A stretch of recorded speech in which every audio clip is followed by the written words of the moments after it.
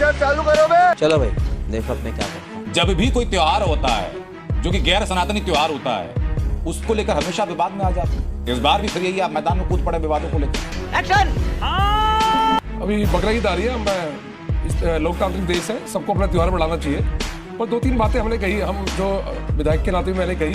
मैंने कहा बकरा ईद आप खूब मनाइए, पर किसी गली, किसी चौराहे और किसी मस्जिद या किसी मदरसे में आप अगर मांस काटेंगे, अगर आप बलि देंगे, जो भी बोल होता है वो देंगे, तो वो बर्दाश्त नहीं करा जाएगा।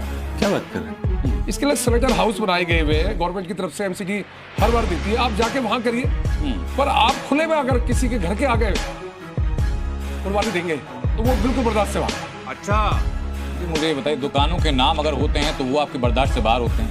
यूपीआई के नाम अगर किसी के नाम का और यूपीआई का नाम किसी और का आ गया तो वो आपके बर्दाश्त से बाहर होता है। दुकानों के नाम आपके बर्दाश्त के पहले बाहर रह चुके हैं, लोगों को आपने धमकियां भी दी हैं। इस बार फिर आपका ये हंटा चलता हुआ नजर आ रहा है। आरोप ये है कि भाई धर्म विशेष के त्योहारों के क्या खिलाफ में रविंद्र सिंह नेगी हैं? नहीं, मैं संविधान के तहत बात कर रहा हूँ। मैं संविधान कहता है कि आप कुर्बानी दे रहे हैं तो गवर्नमेंट की गाइडलाइन है। एमसीडी के बूचड़ खाने वाले हुए आप जाइए बकरा ईद वाले दिन, वहां काटिए, काट के आप बनाइए अपना त्योहार।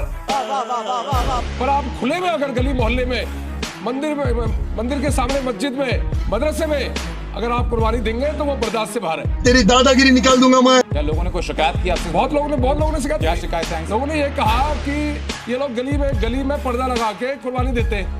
मेरे को तो ऐसा धक हो रहा है। और बिल्कुल उसके वहाँ पे आसपास हिंदू आबादी रहती है, किसी बर्दाश्त नहीं है किसी को। अगर खुले में अगर कुर्बानी देते हैं, वहाँ में खून भी बहता है, कई चीजें होती है, गंदगी होती है। जब गवर्नमेंट बूचड़ खाने में दे रही है, स्लेटर हाउस बने हुए, आप जाइए वहाँ करिए, करके अपने घर में त्योहार बनाइए। ये क्या है? गली में क्यों काटेंगे? ये गली में कुर्बानी क्यों देंगे बताइए ना आप। अभी पता चलेगा। मैं हिंदू हूँ, मैं नहीं खाता मांस, मेरे घर के सामने कैसे कुर्बानी देंगे आप जाइए। तो इसी का विरोध है मेरा और ये विरोध जारी रहेगा। हाँ बेटा, लगता है तुम खा के ही मानोगे। मैं हाजिर खान आपके पास में आऊंगा, मुझे बताइए कि इस बात को लेकर दिक्कत क्या है? रविंद्र सिंह नेगी के तर्क है इस बात को लेकर कि भाई कुर्बानी देनी है, बकरी पर कुर्बानी दीजिए लेकिन खुले में ना दीजिए। क्या इस्लाम में ऐसी मान्यता है कि खुले में कुर्बानी होनी चाहिए? अभी मजा आएगा ना भिड़ो। मैं ये पूछ रहा हूँ, इनके इलाके में कितने स्लेटर हाउस हैं?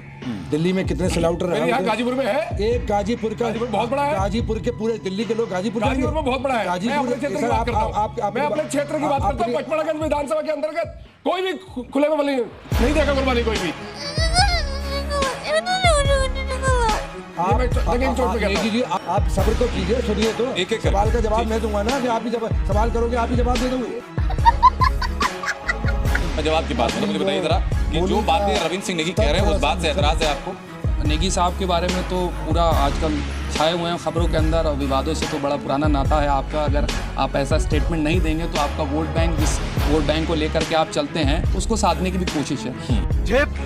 मैं रवि नेगी साहब से पूछना चाह रहा हूं कि बकरा ईद के अंदर जानवर की कुर्बानी से दिक्कत है, खून से दिक्कत है, या फिर चीजों दिक्कत है, लेकिन बीफ एक्सपोर्ट भारत जो है विश्व के अंदर जो है सबसे बड़ी चीज हो रही है। Allow me to speak. अरे बाप रे, ये तो धोती खोल रहा है।